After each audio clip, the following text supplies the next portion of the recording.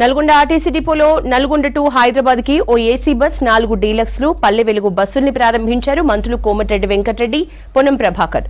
దసరాలోపు ఉమ్మడి జిల్లాకు 30 డీలక్స్ బస్సులు 30 ఎక్స్ప్రెస్ బస్సుల్ని మంజూరు చేస్తామన్నారు మంత్రులు. అప్పుల్లో ఉన్న ఆర్టీసీని పైకి తెచ్చేందుకు ప్రభుత్వం అన్ని చర్యలు తీసుకుంటుందన్నారు మంత్రులు. ప్రజలకు మెరుగైన సేవలు అందించేందుకు నూతనంగా 1000 ఆర్టీసీ బస్సుల్ని కొనుగోలు చేశామన్నారు మంత్రి పొన్నం ప్రభాకర్. రాష్ట్ర వ్యాప్తంగా 60 నుంచి 70 కోట్ల మంది మహిళలు ఉచితంగా బస్సు ప్రయాణం చేస్తున్నారని తెలిపారు మంత్రి కోమటిరెడ్డి వెంకటరెడ్డి. నల్గొండకు సంబంధించి ఆర్టీసీ పరంగా తీసుకోవాల్సిన అంశాల గురించి చెప్పడం జరిగింది.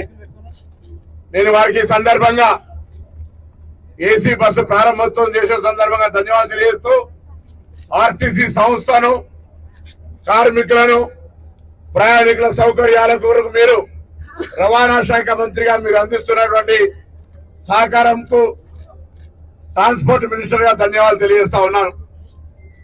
ఈరోజు రేవంత్ రెడ్డి గారు ముఖ్యమంత్రిగా కాంగ్రెస్ ప్రభుత్వం ఏర్పడ్డ తర్వాత 48 గంటల్లోనే మహిళలకు ఉచితంగా బస్సు సౌకర్యం ఇవ్వడంతో పాటుగా నూతనంగా 1000 బస్సులకు అందరం కూడా కలిసి ప్రారంభోత్సవం చేసుకున్నాం. నల్గొండ జిల్లాలో 7 బస్ స్టాండ్లుంటే 34 బస్ స్టేషన్లుంటే రోజు 645 బస్సులు 2,55,000 కిలోమీటర్లు తిరుగుతూ దాదాపు 3 లక్షల మంది ప్రయాణికులను ఈ జిల్లా ప్రారంభిస్తా ఉంది.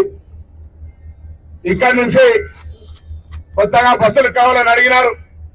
దసరా లోపల 7 బస్ డిపోలకు కలిపి 30 ఎక్స్ప్రెస్ బస్సుల్ని 30 లగ్జరీ బస్సుల్ని వెంకటరెడ్డి గారి ఆదేశానుగుణంగా ఈ ఉమ్మడి జిల్లాకి ఇవ్వడం జరుగుతుందనే మాట మనం చెప్తా ఉన్నాం.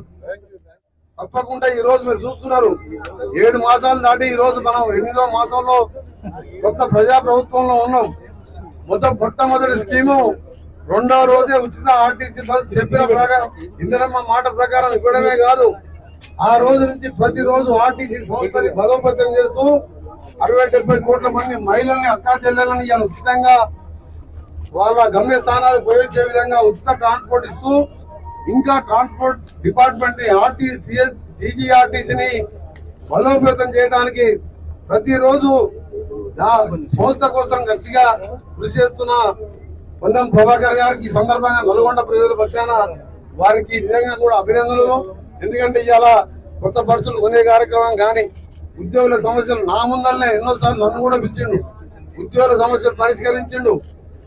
అప్పులలో ఉన్న ఆర్టీసీని కూడా పైకి తేవడానికి తన వంతు కృషి చేస్తూ మిగతా విషయాలలో కూడా హైదరాబాద్ ఇన్ఛార్జ్ మినిస్టర్ గా తెలంగాణ నూతన రాష్ట్రంలో కాంగ్రెస్ ప్రభుత్వంలో ప్రతి సంవత్సరం కూడా మేమందరం టీం లాగా పనిచేస్తున్నాం. వారికి మరొకసారి